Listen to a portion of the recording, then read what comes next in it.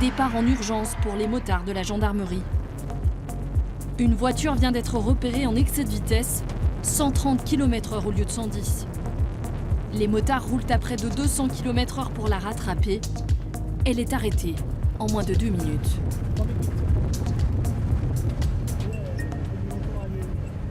C'est pour que je vous contrôle. Oui. Ça vous fait un peu. Au volant, c'est un jeune commercial. Si je perds mon permis, j'ai plus de boulot. Vous avez combien de points? J'ai 9 points exactement.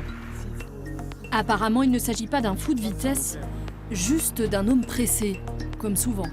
Je prends cette route quasiment matin, midi et soir. Et je suis un peu fatigué, donc j'avais oublié effectivement. Il y a des excuses comme ça qui ressortent souvent. Je n'ai pas fait attention, je ne suis pas dangereux. Mais c'est comme ça. On fait avec, on explique, on essaie. Voilà. Surtout quand je l'ai rattrapé, il était en train de boire. Donc une action au volant qui ne permet pas de manœuvrer aisément si on a un freinage d'urgence à éviter un animal ou en ville des piétons. Donc c'est les deux mains sur le volant. Au final, 45 € d'amende et un retrait de points pour cet automobiliste. En Bourgogne, l'escadron de la sécurité routière a identifié les routes les plus accidentogènes du secteur. C'est là qu'il se positionne prioritairement. Et comme il fait très beau ce jour-là, les conducteurs appuient davantage sur l'accélérateur. Sur la 31, un camion colle un autre véhicule. Interception, sans résistance. Vous parlez français? Anglais? Italien? Non. Allez, papier du camion, paper of the truck. Le conducteur arrive tout droit d'Espagne avec son chargement. Il n'a pas respecté les distances de sécurité. C'est combien la distance? Vous allez passer? Oui, mais même si vous dépassez, un camion, ça ne prend pas l'aspiration. C'est pas une Formule 1. Vous devez laisser minimum à peu près 50 mètres. Parce que si le camion de devant il stoppe, vous, crash. La surprise passée, le conducteur repartira avec une amende de 90 €. You have cash?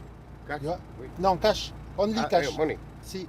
Pour un étranger, il ne s'acquitte que du montant de l'infraction. Il n'y a pas de perte de points sur le permis de conduire. Alors qu'un Français, dans le même type d'infraction, aurait perdu des points. Bien souvent, ils ont des enveloppes leur permettant de payer les amendes. Si c'est de sa poche, oui, c'est parce qu'ils sont tous les jours sur la route. Donc 90 €, ça commence à faire cher. Donc nous, on espère que les amendes soient dissuasives.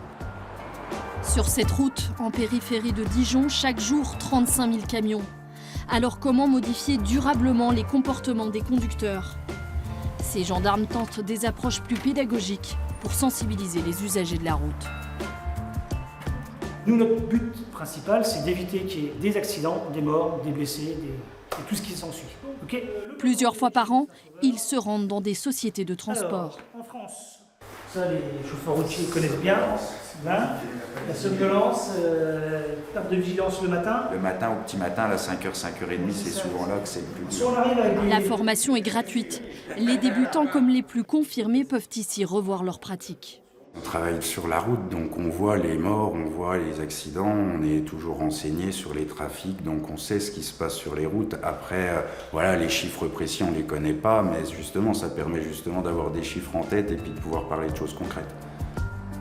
Cette opération est mise en place depuis quelques années seulement, mais elle a peut-être contribué à réduire les accidents.